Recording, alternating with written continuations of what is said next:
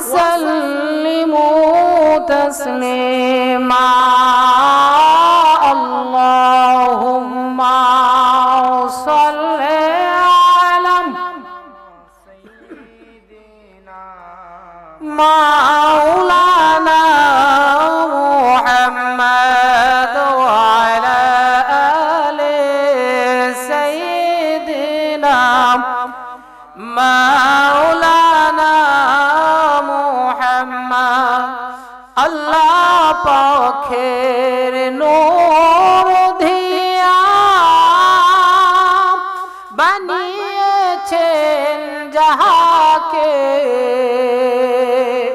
তিনি উম্মত আল্লাহ তাআলা বানিয়েছেন আমাদের আল্লাহুম্মা সাল্লি আলা সাইয়্যিদিনা মুহাম্মদ ওয়া আলা আলি সাইয়্যিদিনা মাওলানা মুহাম্মদ নূর নবীজি নূর হইয়া আসিলেন মানব সুরতে জিন্দা নবী নূর হইয়া আসিলেন মানব সুরতে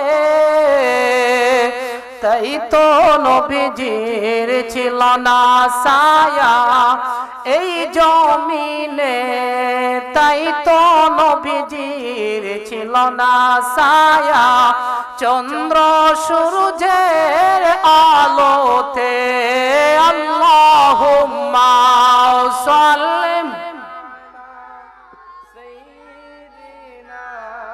মাওলানা মুহাম্মদ ওয়া আলা আলি সাইয়্যিদিনা মাওলানা মুহাম্মদ আল্লাহ আল্লাহ আল্লাহ লা ইলাহা ও আল্লাহ আল্লাহ আল্লাহ লা ইলাহা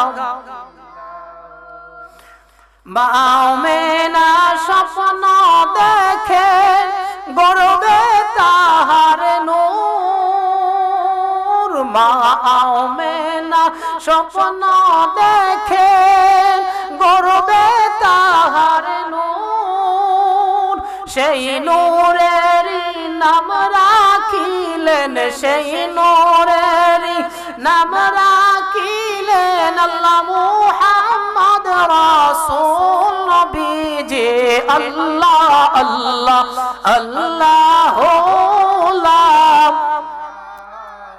লাহু আল্লাহ আল্লাহ আল্লাহ লা ইলাহা নবীর বংশ শ্রেষ্ঠ বংশ উঁচু তাহার শান আদর করে দুধ খাওয়াইলেন আদর করে দুধ খাওয়াইলেন বিবি হালিমা নবীজি আল্লাহ আল্লাহ আল্লাহ লাহু আল্লাহ আল্লাহ আল্লাহ কত গুনাহ করছ মানুষ হিসাব তাহার নাই কত গুনাহ করছ রে বান্দা হিসাব তাহার নাই তওবা করে ফিরে আসো তওবা করে ফিরে আসো আল্লাহর দরবার নবীজি আল্লাহ আল্লাহ আল্লাহ লা ইলাহা ইল্লাহু আল্লাহ আল্লাহ আল্লাহ কৌসারের মালিক আপনি নবী কাউসুরা কৌসারে ভরেন না কৌসারের মালিক আপনি বাদশাহ দু জাহান রোজ হাশরে উম্মতের কৌসার করেন দান নবীজি আল্লাহ আল্লাহ আল্লাহ লা ইলাহা ও আল্লাহ আল্লাহ আল্লাহ লা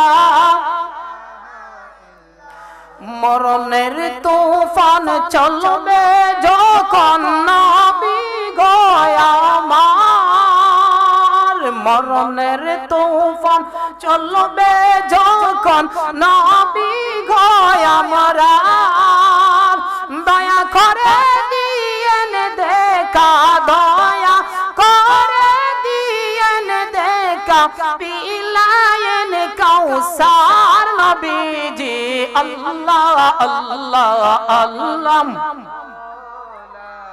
ইলাহা ইল্লাহ আল্লাহ আল্লাহ আল্লাহ লা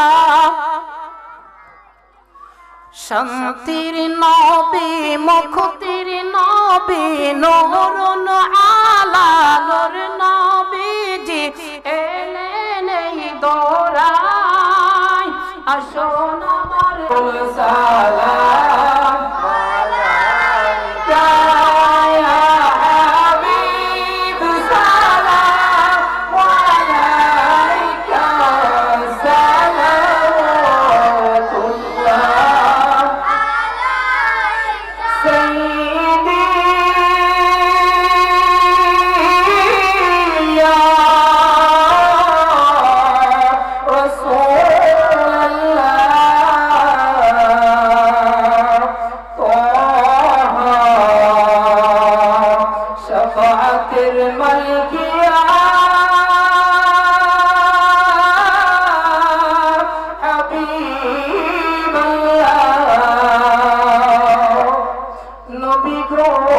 আপনারা শেখ উম্মতের বাড়িতে দাঁড়ায়া আমরা মদিনার প্রেমে অন্তর চাহিয়া গোসল বলে নাকি কিয়ামে দাঁড়ায়া দেখা দাও একবার আসিয়া আমরা দেখিব নয়ন ভরিয়া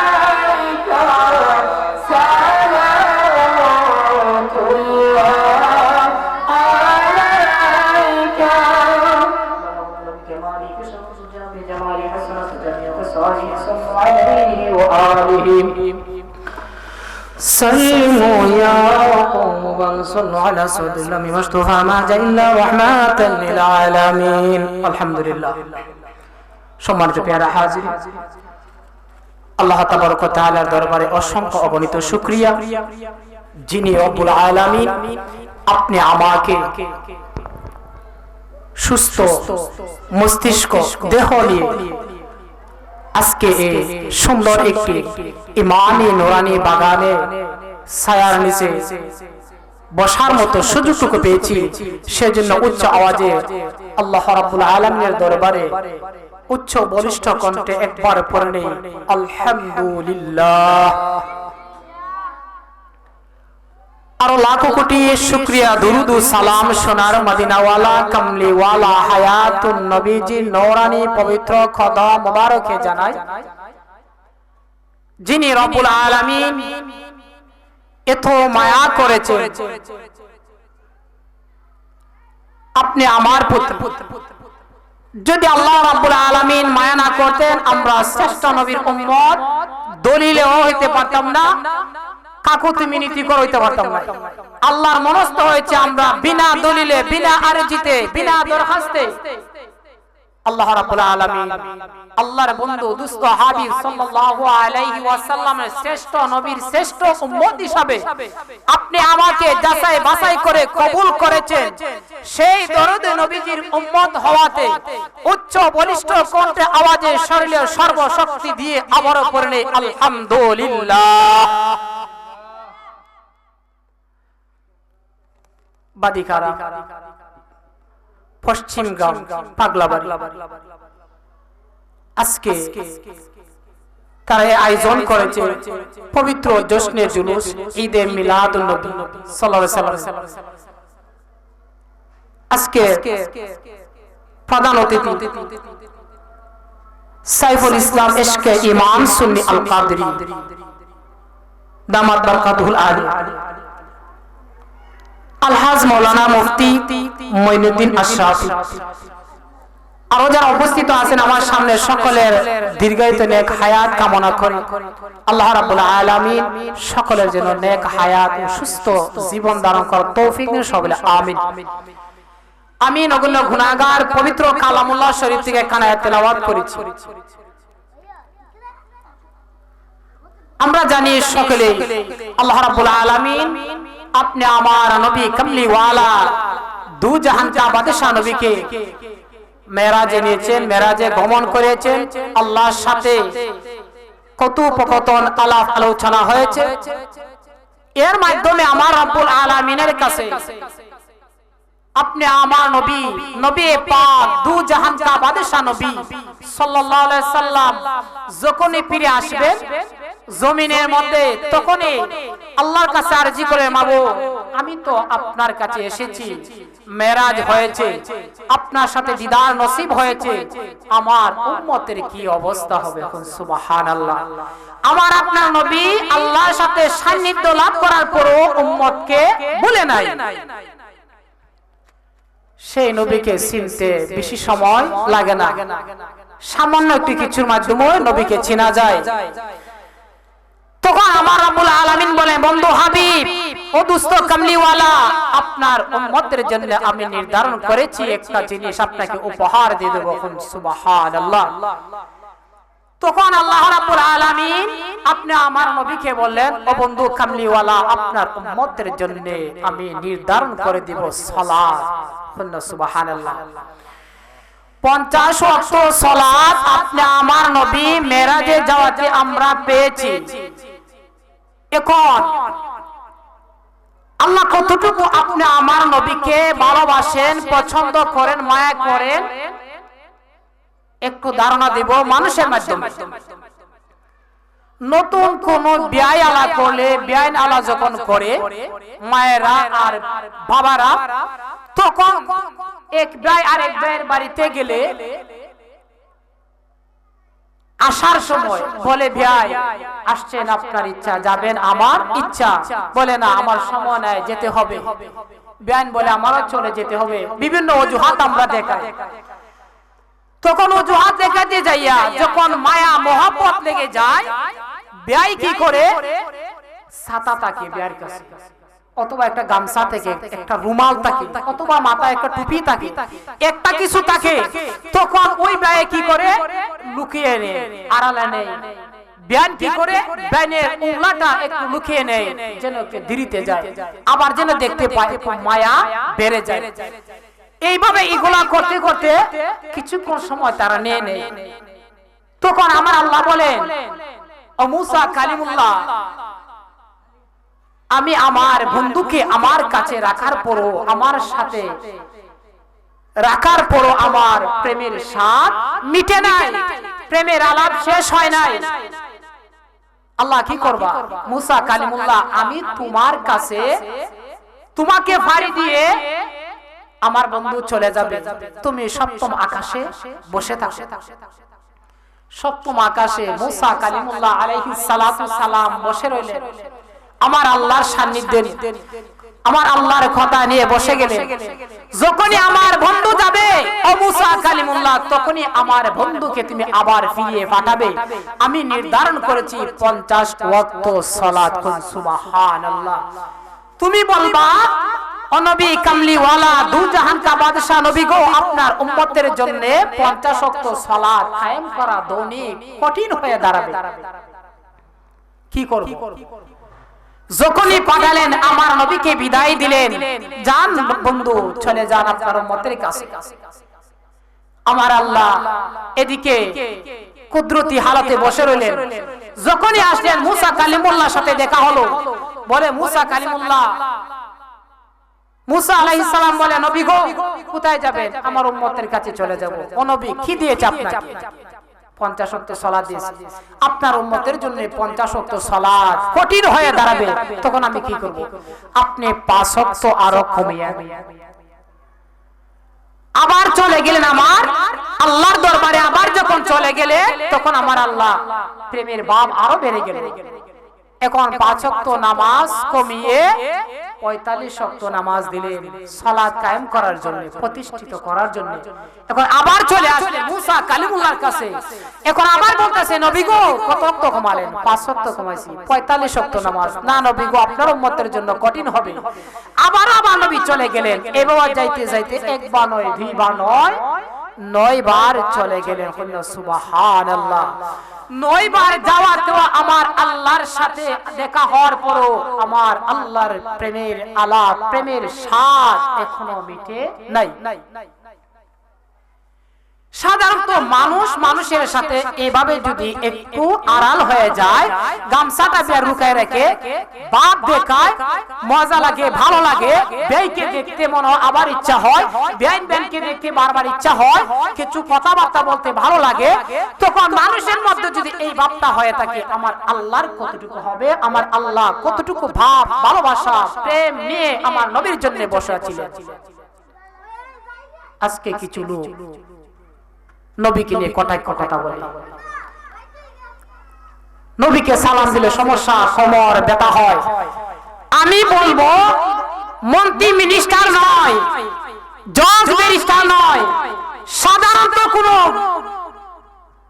এলাকার একজন প্রাইমারি স্কুলে হুজুর নয়, প্রাইমারি স্কুলের হেডমাস্টার যদি চলে আসে সমাজের মধ্যে, মানুষ বসা থাকলে ওই সম্মান করে হেডমাস্টারকে দাঁড়িয়ে, আমার নবীকে যদি আমরা একটু দাঁড়িয়ে সম্মান জানাতে চাই, তাদের কিছু লোক আছে চুলকানো সৃষ্টি হয়ে যায়।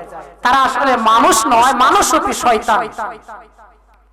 মানুষত্ব যদি তাদের ভিতরে থাকতো, এগুলা কাজ তাদের দ্বারা সম্ভব নয়। অমানুষ। আমার এই কথা ইলেকট্রিকের মাধ্যমে, মেশিন যন্ত্রের মাধ্যমে যতটুকু আওয়াজ যাচ্ছে, আমি আপনাদেরকে বলবো, মুসা কালিমুল্লাহ আলাইহিস সালামের জামানায় একজন লোক ছিল, হারিস নামের লোক। মুসা আলাইহিস সালামের কিতাবের মধ্যে যখন আপনি আমার নবীর নাম বারবার পৃষ্ঠার মধ্যে লেখা, আমার নবীর নাম লেখা ছিল, মুসা আলাইহিস সালামের কওমের উম্মত হারিস নামের লোক, সে ওই নামটাকে মুছতে শুরু করে দিল। নাউযুবিল্লাহি মিন যালিক। সে যখন প্রথম পৃষ্ঠা থেকে নিয়ে লাস্টের পৃষ্ঠা পর্যন্ত শেষ পৃষ্ঠা পর্যন্ত মুছে শেষ করে দিল, আমার আল্লাহ বলেন হারিস তোর সময় শেষ। ওই হারিসকে এদিকে মুসা কালিমুল্লাহ হারিসের কাছে নয় একটু দূরে চলে গেলেন, আর আমার আল্লাহ এদিকে হারিসকে গুল সাপে পরিণত করে দিলেন। সুবহানাল্লাহ। কিসের জন্য? আমার নবীর নামের সাথে একটু বিয়াদবি করার কারণে, মুছে দেওয়ার কারণে হারিসকে আল্লাহ গুল সাপে পরিণত করে দিলেন। মনে করিও না আপনি আমাকে নবীর সাথে বিয়াদবি করলে ছেড়ে দিবে না, দূরে যাওয়া লাগবে না।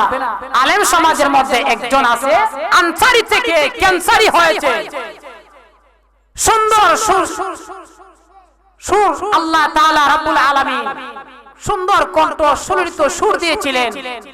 কুরআন তেলাওয়াত করলে মানুষ কান্নায় রুল পড়ে যেত।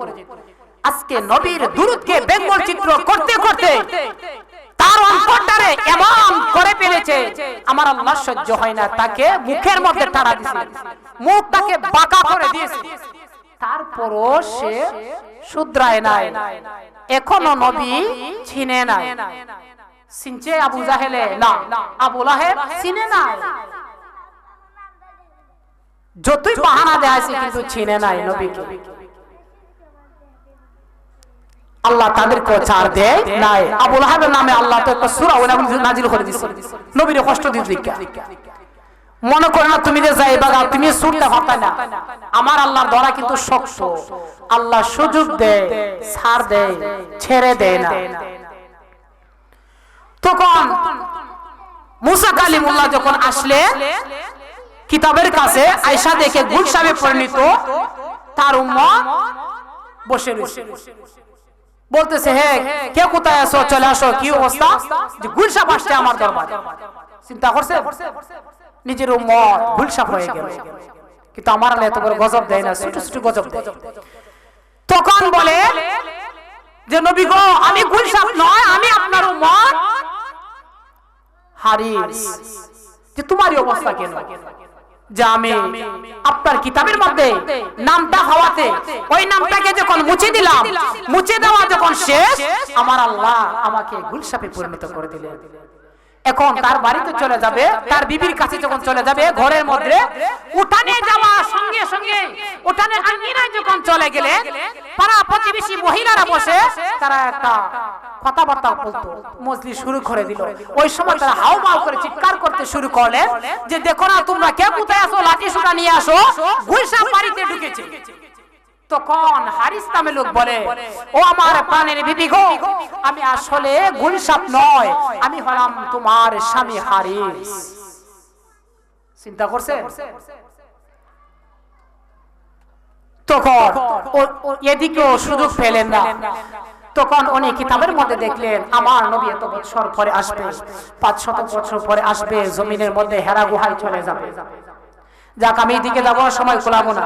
কিন্তু যখন উনি আমার নবী হিজরত করলেন আর এদিকে খবর পাইল হারিস নামের লোক আমার নবীজি আল্লাহর কাছে ফরিয়াদ করেছিল, মালিক তুমি যদি মাফ না করে দাও, মুসা আলাইহিস সালাম ফরিয়াদ করেছে আল্লাহ তুমি হারিসকে ভালো করে দাও, আবার মানুষ রূপে করে দাও। আমার আল্লাহ বলেন, ও মুসা কালিমুল্লাহ তুমি আমার সাথে সারা দিন কথা বলতে পারো তুর পাহাড়ে গিয়ে, এত কোনো বাধা সমস্যা নাই, কিন্তু জেনে রাখো তোমার সব কথা মানবো, কিন্তু ওই কথাটা আমি মানতে পারবো না, কারণ আমার সাথে বেয়াদবি করে নাই, আমার সাথে কোনো গুনার কাজ করে নাই, আমার সাথে বেয়াদবি করে নাই, বেয়াদবি করেছে আমার বন্ধু দোস্ত হাবিব সাল্লাল্লাহু আলাইহি ওয়াসাল্লামের সাথে, কাজে আমি maaf করতে পারবো না।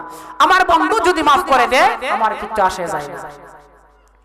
ওই লোকটাও ফরিয়াদ করল, আল্লাহ তাহলে আপনার বন্ধু যদি maaf করে দেয় আমাকে ওই দিন পর্যন্ত আপনি আমাকে বাঁচিয়ে রাখেন, যেদিন আপনার নবী আসবে মক্কা থেকে মদিনায় যাবে, মুনাওয়ারায় চলে যাবে, হিজরত করবে, ওই দিন পর্যন্ত আমাকে দেখার একটু সুযোগ দেন, হায়াত দারাজ করুন। সুবহানাল্লাহ। সাপ ততদিন পর্যন্ত না কে সে বসে আছে নবীর অপেক্ষায়। যখন শুনছে মক্কা থেকে মদিনা মুনাওয়ারা, মদিনা মুনাওয়ারায় চলে যাচ্ছেন আমার নবী, তখন ওই লোকটাও আস্তে আস্তে করে রওনা দিলেন। একটানা 6 মাস লেগেছে ওই হারিস নামের লোক সাপে পরিণত হয়ে সে ঘুরে ঘুরে আমার নবীর কাছে চলে যাবে। যখন তার একটু নিদ্রা চলে আসলো, কষ্ট লাগেছে যাইতে, তার একটু আরামের ভাব আসছে, নিদ্রা আসছে। নিদ্রা আসার কারণে যে জায়গাতে একটু সে আশ্রয় নিবে, আরাম করবে, বসবে, ওই জায়গাটা হলো আবু লাহাবের উঠান। তখন বসার জন্য যখন বসলেন, আবু লাহাব কি করলো, তার দলবল নিয়ে আমার নবী বিরুদ্ধে একটা বৈঠক শুরু করছে। ওই জায়গাতে যাইয়া এমন ভাবে তার অতৃষ্ণ আসলো, আর চলতে পারতেছে না, বসে রইল। তখন এখানে গিয়ে সে একেবারে অস্থির হয়ে পড়ে। এদিকে তার দলবল নিয়ে বলতেছে, তোমরা কে কোথায় আছো, চলে আসো লাঠি নিয়ে। কেন? যে দেখো না মুহাম্মদে সাপ ছাড়ছে, গুল সাপ আমাকে মারার জন্য জাদু করেছে। নাউজুবিল্লাহি মিন যালিক। আমার ওই সময় হারিস নামের লোক ওই গুল সাপ আল্লাহর কাছে ফরিয়াদ করলেন, মালিক আপনি আমাকে একটু জবানটা খুলে দেন না, আমি বলতে চাই আমি গুল সাপ নয়, আমি হারিস, আমি নবী। নবী আমাকে জাদু করে সাপ বানিয়ে পাঠাই নাই, আমি আপনার মাধ্যমে সাপে পরিণত হয়েছে, আমি একটু বলতে চাই। তখন সে বলল, ও আবু লাহাব, আবু জাহেল, উতবা, শাইবা, মুগীরা, আমি আসলে গুলসাপ নই, আমাকে নবী পাঠাই নাই, আমি নিজে এসেছি গুলসাপে পরিণত হয়ে। দেখো আমি নবীর সাথে বেয়াদবিমূলক আচরণ করার কারণে আমাকে আল্লাহ গুলসাপে পরিণত করেছে। এরা বুঝে নাই, না বুঝে তাকে এমন ফিটা ফিটলেন, হাড্ডি গুড্ডি মশা করলেন। গুলসাপকে মশা করে সে একটি পাতিলের মধ্যে নিয়ে আমার নবীর দরবারে চলে গেলেন। তখন বলতেছে, আল্লাহ তুমি আমাকে আবার সুযোগ দাও, নবীকে দেখার মতো জবানটা খুলে দাও, কি কারণ আমি এই পর্যন্ত এগুলা হয়েছি আর কি করেছে তারা, একটু আমি বলতে চাই। আল্লাহুম্মা সাল্লি আলা সাইয়্যিদিনা মাওলানা মুহাম্মদ ওয়া আলা আলি সাইয়্যিদিনা মাওলানা। সম্মানিত পেয়ারা হাজিরিন, আমার আল্লাহ আবার জবানটা তার খুলে দিলেন, আমার আল্লাহ তাকে আবার ভালো করে দিলেন, তার ফরিয়াদের কারণে আল্লাহ সুস্থ করে দিলেন, গুলসাপে পরিণত করে দিলেন, আগের মতো জোড়া লাগিয়ে দিলেন। এদিকে বলতেছে, আবু লাহাব বলে, ও মুহাম্মদ তুমি এখনো জাদু করেছো? গুলসাপ বলে, না জাদু করে না, আমি গুলসাপ নয়, আমি হারিস নামের লোক। সে হাবুডুবু খেয়ে ঘোরাঘুরি করে আমার নবীর কদমে যাইয়া বলে, নবী গো আপনি আমাকে ক্ষমা করেন, আসলে আমি গুলসাপ নয়, আমি একজন হারিস, মুসা আলাইহিস সালামের উম্মত। তোমার এইগুলা কাজ হয়, তোমার এইগুলা হয়েছে কেন? তুমি এমন ধরনের পরিণত কেন? আমি আপনার নামটাকে মুছে দেওয়ার কারণে মুসা আলাইহিস সালামের কিতাব থেকে আমার আল্লাহ সহ্য করতে না পেরে আমাকে গুলসাপে পরিণত করেছে, যেন ইতিহাসের পাতার মধ্যে স্মৃতি হয়ে দাঁড়ায়, মানুষ যেন আমার থেকে, আমার কাছ থেকে, আমার আচরণ থেকে বুঝতে পারে নবীর সাথে, শ্রেষ্ঠ নবীর সাথে আচরণ করলে কি হবে, খারাপ আচরণ করলে আমার আল্লাহ এমন ধরনের করতে পারে। তখন বলে গুলসাপ বলে, ও নবী গো আপনি আমাকে ক্ষমা করে দেন। আমার নবী বলে, যাও তোমাকে আমি ক্ষমা করে দিলাম। বলে, নবী গো আমাকে একটু সুযোগ দেন, আবু জাহেলকে আমি একটু তাফা দিয়ে ধরতে চাই। গুলসাপ যখন চায়, আবু জাহেল বলে, মুহাম্মদ আমি ঈমান আনবো, আমি ঈমান আনবো, কালিমা পড়বো, আপনি আগে গুলসাপকে সামলান। সে যখন আবার আমার নবী যখন পাতিলের মধ্যে গুলসাপকে ভরে নিলেন, বলতেছে ঠিক আছে আমি ঢাকনা দিয়ে ঘুরে নিলাম, তুমি কলিমাটা পড়ে নাও, সাসা কলিমাটা পড়ে নাও। আবু জাহেল আবার একটু পিছনে পিছনে পা টানে, গুলসাপ আবার মাথাটা যখন বাহির করে বারবার বারবার ভাব দেখায় নবীর সাথে, সে ফলানোর জন্য চেষ্টা করে। আমার নবী বুঝতে পেরে বলেন, চাচা তোমার কথাগুলো আমি বুঝতে পেরেছি, তুমি ঈমান আনবা না, ঠিক আছে তোমাকে আমি অযথা বিরক্ত করব না, যাও তুমি তোমার কাজে চলে যাও, তুমি নিজেই বলো গুলসাপ কি বলতে চায়। তখন গুরু সাহেব বলেন, নবী গো, সুযোগটা হাতছাড়া করে লাভ না, আপনি আমাকে একটু সুযোগ দেন, আমি তাকে লাভ দিয়ে ধরতে চাই। আমার নবী বলেন, না, প্রয়োজন নাই, তারা আসলে ঈমান আনবে না। এখন চিন্তা করেন কিছু লোক এখন আছে আবু লাহাব, আবু জাহেলের মতো আমাদের এই দেশে। আল্লাহ রাব্বুল আলামিন ওই সব ধরনের আচরণ থেকে যেন আপনি আমাকে বাঁচিয়ে রাখেন, হেদায়েত করেন। যারা আমার নবীর সাথে বেয়াদবিমূলক আচরণ করে তারা যদি হেদায়েত প্রাপ্ত আল্লাহর বান্দা হয়ে থাকে, হেদায়েত যেন করে। যদি আল্লাহর হেদায়েত প্রাপ্ত বান্দা না হয়ে থাকে, নাস্তে নাবুদ যেন করে দেন। আল্লাহ রাব্বুল আলামিন পবিত্র কালামুল্লাহ শরীফের মধ্যে ইরশাদ করেছেন, আমরা 5 ওয়াক্ত দৈনিক যদি আল্লাহকে ডাকতে পারি, আমার আল্লাহ বলেন, ও বন্ধু কামলিওয়ালা, আমি 50 ওয়াক্ত সালাতে কথা আমি রব্বুল আলামিনের কুদরতি জবান দ্বারা বলেছি, এ থেকে 50 ওয়াক্ত সালাত আদায় করলে, 5 ওয়াক্ত সালাত আদায় করলে যে সওয়াব পাবে, 50 ওয়াক্ত সালাত লাগবে না। 5 ওয়াক্ত সালাতের মাধ্যমে আমি 50 ওয়াক্ত সালাতের সওয়াব আমার বান্দা বান্দির আমলনামার মধ্যে তুলে দেব। সুবহানাল্লাহ। এখন সালাতে দাঁড়িয়ে গেলে আমরা কথা বলতে পারি না, কাউকে সালাম দিতে পারি না, সালামের উত্তর নিতে পারি না, ডানে বামে তাকাইতে পারি না। কিন্তু আমার আল্লাহ বলে, ও আমার বান্দা বান্দিরা, তোমরা একটু চিন্তা ভাবনা করো, আমি আমার বন্ধুকে কতটুকু ভালোবাসি। রোজা রাখা যেমন ফরজ, সালাত কায়েম করা ফরজ, যাদের উপর হজ ফরজ হয়েছে তাদের জন্য হজ করা ফরজ, যাদের জন্য যাকাত ফরজ হয়েছে যাকাত দেওয়া ফরজ। গরিবের জন্য দুইটা জিনিস নাই, হজ নাই, যাকাত নাই। বিশ্বাস করতে হবে, 5টির উপর ঈমান আনতে হবে। কিন্তু বড় লোকের জন্য 5টি আমল করতে হবে। যাদের উপর সামর্থ্য আছে তাদের জন্য হজ যাকাত আমল করতে হবে, পালন করতে হবে। কিন্তু আমার আল্লাহ বলে, আমি সালাতের মাধ্যমে আমার বন্ধুকে লাগিয়ে দিলাম, তোমরা রোজা রাখবা, কথা বলতে পারবা, হাঁটতে পারবা, চলতে পারবা, সালাম দিতে পারবা, সালামের উত্তর নিতে পারবা, ডানে বামে তাকাইতে পারবা, সামনে পিছনে তাকাইতে পারবা, কোনো সমস্যা নাই। ও আমার বান্দা বান্দিরা, যখন তোমরা সালাতের মাধ্যমে দণ্ডায়মান হয়ে যাবে, সব কিছু পেলে ত্যাগ করে, ওই সময় আর কিছু আসবে না, মনের মধ্যে আনতে পারবে না, কুমন্ত্রণা চলবে না, বিবি বাচ্চার কথা স্মরণ করতে পারবে না, কেউ সালাম দিলে উত্তর দিতে পারবে না, কারো জিনিস সালাতের মাধ্যমে যখন দাঁড়িয়ে যাবে, আমি আল্লাহর ভয়ে কিচ্ছু খানা পিনা পারবে না, খাইতে সব ত্যাগ করতে হবে। ডানে বামে তাকাইতে পারবে না, সামনে পিছনে হাঁটা চলাফেরা করা যাবে না। হ্যাঁ, তবে আমার বন্ধু কামলিওয়ালা নবীকে যদি সালাম না দাও, নামাজ বাতিল। অন্যান্য নবীদেরকে সালাম দিলে নামাজ বাতিল। আর আমার বন্ধু হাবিব সাল্লাল্লাহু আলাইহি ওয়াসাল্লামকে যদি সালাতের মাধ্যমে স্মরণ না করো, সালাম না দাও, তোমার সালাত কোনো কাজে আসবে না।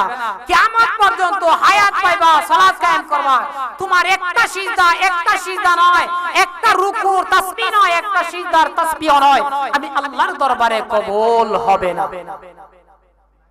মানুষ সময় থাকতে এখনো বুঝো, সাদা মার্কিন কাপড় পরানে লাগার আগে আগে নবীকে চিনো। ইন্না সালাতা তানহা আনিল ফাহশাই ওয়াল মুনকার। সালাতে যখন দাবিত হয়ে যাইবা, একমাত্র এই সালাতই তোমাকে পারে দুনিয়ার যত খারাপি আছে সব খারাপিয়ত থেকে তোমাকে পরিত্যাগ করে রাখতে। সালাতের হাকিকত, যখনই আপনি আমি সিজদায় পড়ে যাব, আসসালাতু মেরাজুল মুমিনিন, মুমিনের জন্য মেরাজ। মেরাজ আমার আল্লাহ নবীকে দিয়েছেন। যে তোমার উম্মতের জন্য মেরাজ দিলাম সালাত। কোন সময় আল্লাহ হবে সালাত? যখনই তারা আমি আল্লাহকে স্মরণ করে, আমি আল্লাহকে স্মরণ করে সিজদায় পড়ে যাবে, তারা যখনই আমি আল্লাহকে স্মরণ করে ভয় করে নাক এবং কপাল জমিনের মধ্যে লাগিয়ে দিবে, নাক এবং কপাল জমিনে লাগানোর আগে আগে আমি আল্লাহর কুদরতি পাটা তাদের কপাল এবং নাকের নিচে বিছিয়ে দেব। কোন সুবহানাল্লাহ।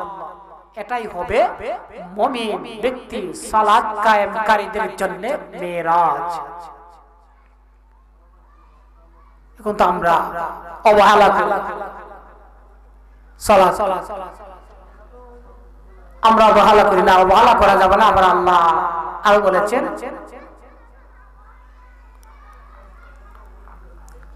আমার আল্লাহ বলে নির্দিষ্ট সময়ে সালাত কায়েম করার জন্য আল্লাহ বলেছেন।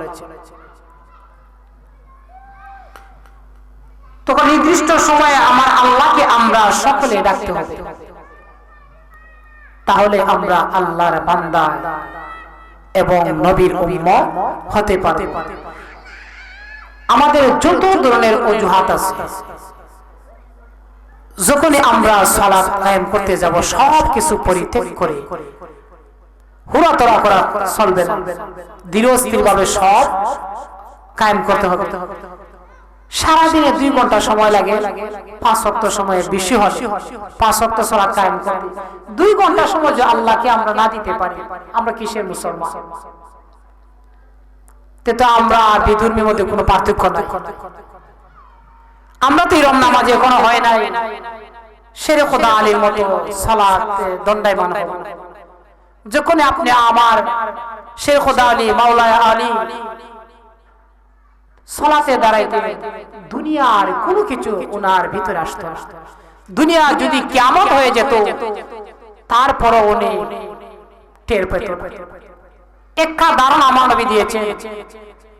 কোন এক যুদ্ধে শেরে খোদা আলী রাদিয়াল্লাহু তাআলা পায়ের মধ্যে যখন তীর গাঁথলেন, যুদ্ধের ময়দানে যুদ্ধ করতে যাইয়া ওই তীর খুলতে যাইয়া সাহাবীরা যখন ধরলেন, চিৎকার করে ওঠে। আমার নবী বলে, সাহাবীরা তোমরা আমার আলীকে কষ্ট দিও না, আমি নবী কষ্ট পাবো। নবী গো, পায়ের তীর আমরা খুলবো না?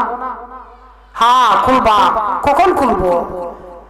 আমার আলী যখন সালাতে দণ্ডায়মান হবে, আমার আলীর অন্তরটা থেকে আরশে আজিমে আল্লাহর সান্নিধ্যে যখন সুবহানাল্লাহ, তখন জমিনের মধ্যে কি হইতেছে শেরে খোদা আলীর কোনো মনের মধ্যে ভাব আসে না। এমন মনমানসিকতার মধ্যে উদাও হয় না। যখনই সালাতে দণ্ডায়মান হবে তখনই তোমরা যাবে। তখন সালাতের সময় হয়েছে। এদিকে সাহাবীরা কয়েকজন মিলে আমার নবীজি জামাতা শেরে খোদা আলী রাদিয়াল্লাহু পায়ের তীর টেনে টেনে বের করেছেন, এরপরও টের পায় নাই। সালাত যখন সমাপ্ত হয়ে গেলেন, ডানে বামে দিকে সালাম ফিরিয়ে মুনাজাত করে যখন উঠে গিয়ে দাঁড়ালেন, তখন বলতেছে, ইয়া রাসূলুল্লাহ, ইয়া হাবিবাল্লাহ, নবী গো, আপনার কদমে আমার জীবন, আমার পিতামাতার জীবন কুরবান হোক। ইতিমধ্যে আমি জানতে চাই, সালাতে দাঁড়ানোর পূর্বে আমার পায়ে তীর ছিল, আমি সালাত শেষ করার পর সালাম ফিরানোর পরে আমার পায়ের তীর খুঁজে পাচ্ছি না। নবী গো, তীর কোথায় গেল? সুবহানাল্লাহ। আমার নবী বলেন, আমি জানতাম আলী, তুমি সালাতে দাঁড়াইলে দুনিয়ার কোনো খেয়াল তামাশা তোমার মধ্যে থাকে না। আর কিছু বাটপার জালেম আছে বলে নামাজের মধ্যে নবীকে স্মরণ করার চাইতে গুরু গাদাকে স্মরণ করা বলে উত্তম। নাউজুবিল্লাহি মিন যালিক। আল্লাহ কি এদের উপর হেদায়েত করে নাই? যদি হেদায়েত প্রাপ্ত হেদায়েত করত, হেদায়েত প্রাপ্ত না হলে নাস্তে নাবুদ করে দিত, গজব দিয়ে তাদেরকে ধ্বংস করে দিত। আল্লাহ কিছু কিছু গজব দিত নবীর সাথে বিয়াদবি করার কারণে। কেন দিত? একজনেরটা দেখে 10 জন শিক্ষা পাইতো আর 10 জন ভালো হয়ে যেত। আল্লাহ কাজ করে নাই কেন? আমার নবী বলেন, আমার আল্লাহ বলেন, আমার নবীকে তো রহমত হিসেবে পাঠাইছি। ওয়ামা আরসালনাকা ইল্লা রাহমাতাল লিল আলামিন। আমার নবীও বলেছিলেন